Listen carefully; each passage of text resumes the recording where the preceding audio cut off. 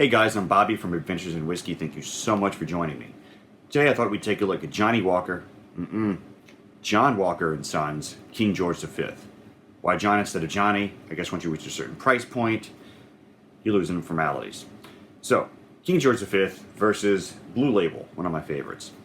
King George V sits at sort of the high end of the Johnnie Walker range. So everyone's familiar with Blue as sort of the high. Actually, there's a couple others. King George V, I think, is the next in line price-wise. What we know about King George V is there's some Port Ellen and whiskeys from closed distilleries. Obviously, they're not disclosing what whiskeys are in the mix or the blend or what ages are here. So no age statement like on Johnnie Walker Blue Label. So let's pour and compare. Yeah. King George V. Beautiful decanter. I mean, look at the base. Big, thick, heavy base. Very thick top.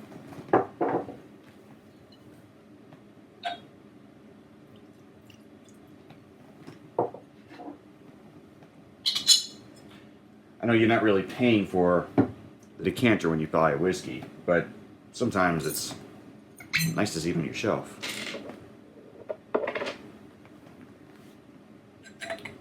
Little pour of blue. Ooh, running low. Time for a refill. So, Blue Label sits about $200, $250. I've reviewed it before here in this channel. In fact, I'll link the full review at the end of this video so you can take a look. It's got a nice nose. It's bottled at 40% ABV. Nice. It's a nice blend of fruity and caramel and just a little bit of earthiness and nuttiness like almonds. Oh, not taste yet. King George V. This is 43% ABV. And right off the bat, it's a lot more robust than Blue Label. It's got a lot of the same qualities. So a lot of the dark caramels and some of those stewed fruits. A bit of that earthy peat is in here. There's also like a nice spice blend. And way in the back, you get a little bit of like a tobacco, leathery sort of thing. It's really nice. So on the nose, King George takes it. Let's take a taste.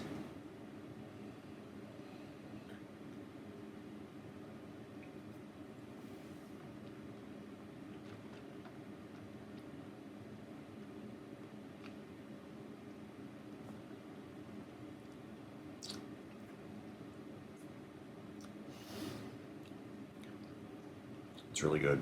That finish is nice. So, Blue Label, in a nutshell, on the palate, a lot of caramel. It's not as sweet or smoky as the nose suggests. Not that the nose suggests this is a big smoky peaty whiskey, but there are hints. There's a lot of that like caramel or molasses. Probably from any bourbon cask maturation. There's some stewed fruits. There's a little spice, a little orange peel. But underneath it all, there's a nice refined layer of smoke underneath. It's not as big as double black or maybe even a black, but it's there. And together, it makes for a really nice combination. The finish, it's sort of a medium finish. I wish it was a little bit longer. And I think that could be helped with a little higher ABV. Again, 40% here, 43% there. Now what's in the bottle there is nice. I really enjoy it. take a look at King George V. Again, that 43% gives you a bit more of a robust nose. I don't know what what the makeup of this whiskey is. I don't know if there's more malt whiskey in here versus Blue Label, but I would guess so.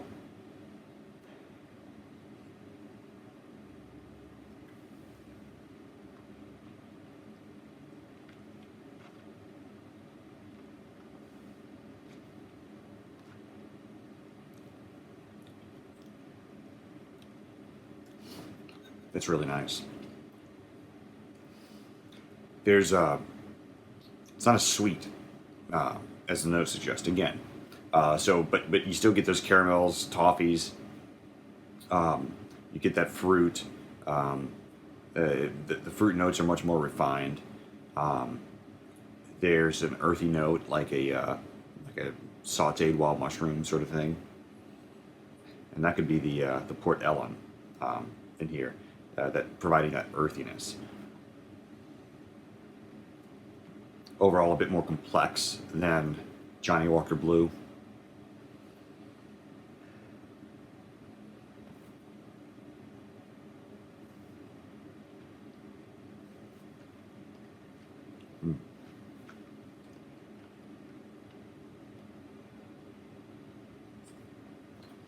The spices ramp up mid-palate.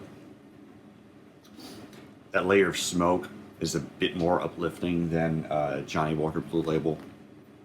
It's a bit more present. And things really ramp up at the finish. It's a much longer finish. A little spicier, a little oakier. Those leather notes sort of continue through. Then after 15, 20, 30 seconds, it sort of becomes a little bit drying. Making you want to reach for another glass, another sip. Really well done. So price-wise, is it worth it? Johnnie Walker Blue Label sits at about the $250 price range, where King George V sits somewhere between $400 and $600. Here's the thing. As I said in the Blue Label review, what a whiskey's worth, is it worth it, is sort of different for every person. Where when I'm done with Blue Label, although this bottle was gifted to me, hence the engraving. Thanks, Johnnie Walker Blue Label. I will easily replenish that bottle as soon as it's done. King George V is another one I'd replenish, but I don't drink from it as often. In fact, I opened up King George V last November when I changed jobs, and it was a sort of a big promotion. And to celebrate, I had a couple friends over, and we popped open that King George V, and it was spectacular. It was a big hit. The only other times I've really grabbed King George V to drink is when The Crown is out, and we'd sit down, my wife and I would sit down and watch an episode of The Crown on Netflix, and just pour a small little dram and just enjoy. It's not an everyday dram. I mean, unless you're making millions and you can afford, $400, $500, $600 whiskeys as your everyday dram, then by all means. The rest of us mortals can't. But I will say, when that King George V is finished, I will be replacing it with another bottle. When it starts to get really low, I'll probably start to save up and pick up another bottle. So for me, it's worth getting another bottle. For you, it depends what sort of tasting experience are you looking for. This, for me, King George is an extremely robust, refined version of Blue Label. It's very similar in characteristics, so if you like blue, you'll like King George V. I hope that helps. If you have any comments, if you tried King George V, please comment below, let me know. If you like what you see, please subscribe. Otherwise, I'll see you soon. Cheers.